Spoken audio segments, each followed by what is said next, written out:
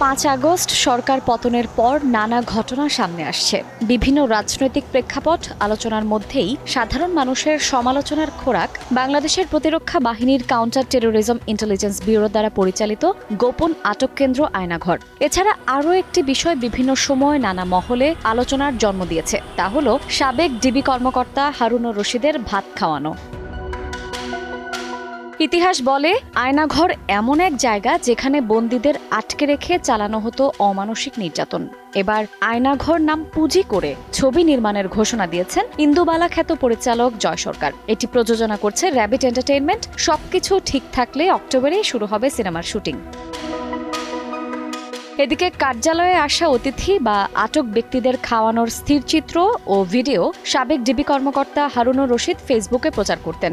বিষয়টি নিয়ে হাইকোর্টও অসন্তোষ প্রকাশ করেছেন। অনেকেই গোয়েন্দা কার্যালয়কে হারুনের ভাতের হোটেলও বলতেন। এবার এই বিষয়টি নিয়েও সিনেমা তৈরির ঘোষণা দিয়েছেন অভিনয়শিল্পী জাদু আজাদ।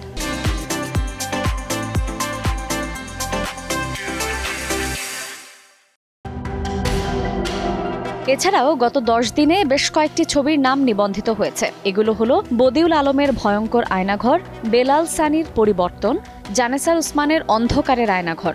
কারা এই ছবিগুলোতে অভিনয় করবেন তা এখনও চূড়ান্ত না হলেও তবে বেশ কিছু চমক থাকবে বলে জানিয়েছেন সংশ্লিষ্টরা। শায়লা রহমান ইমা, সময় সংবাদ।